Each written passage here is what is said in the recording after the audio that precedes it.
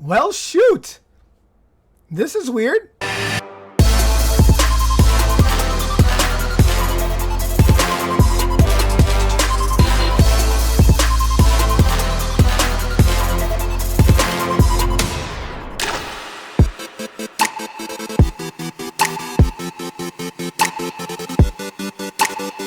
Yo, everybody, it's your main man, Mighty Albert, and man, oh man, has it been a long time. It's been too freaking long. And guys, I have no excuse as to why I haven't been making videos besides life has just been crazy.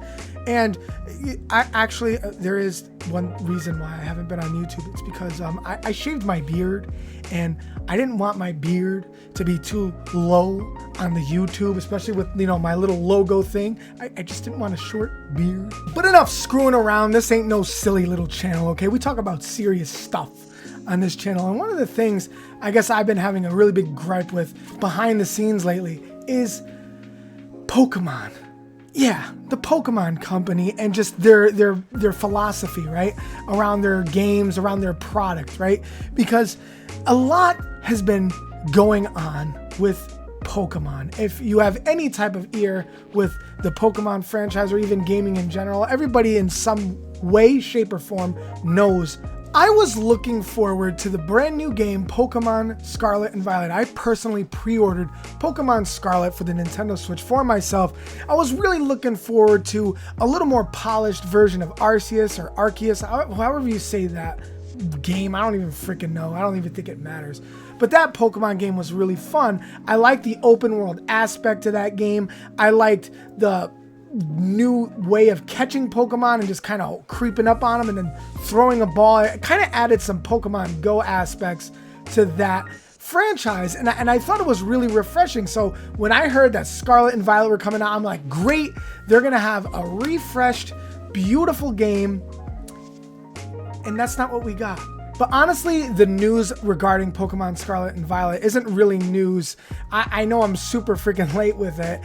The reason why I'm bringing this up in the beginning is because it brings out a larger issue that I somewhat have been expressing on my channel when I make my videos as of recently.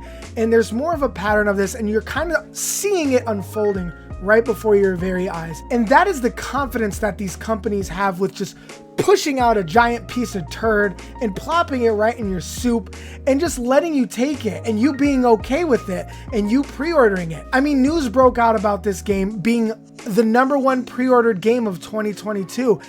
Before it even came out, people were shelling out cash for it because that's how loyal the Pokemon fans were. And what did you get? You got a really broken, unpolished, unfinished game, really.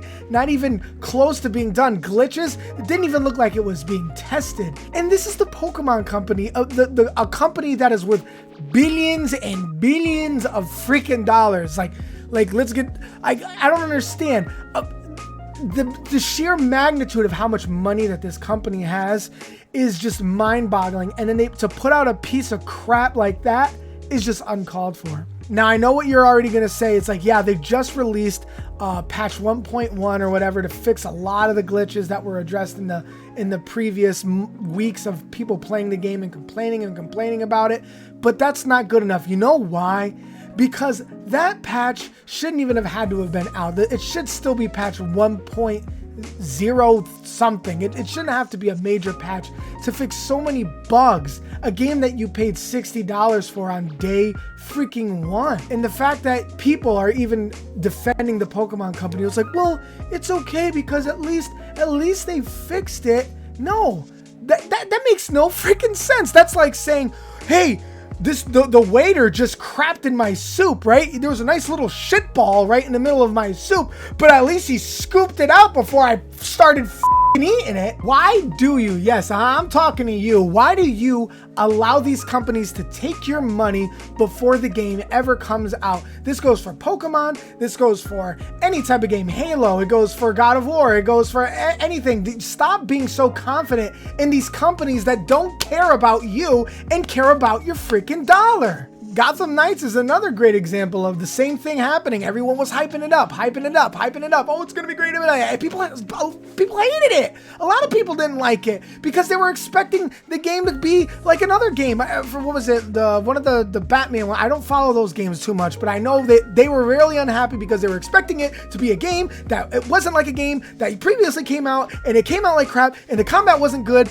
and they just didn't like it. And that's the problem. Stop pre-ordering, paying full freaking money for this game that you might not like, and it puts the developers on their toes and makes them push out something that needs to be good, not might be good on day one. No, it needs to be good. They need to make sure that the games come out with quality. I mean, how long has the Pokemon company with Nintendo have been making Pokemon games, and we still have noise samples from the original Pokemon Yellow and Blue in like the brand new Pokemon games? It's like, holy crap, it's a Squirtle, and instead of seeing Squirtle go, Squirtle, Squirtle, you don't hear that, you hear, like, what the frick, that's not a Squirtle?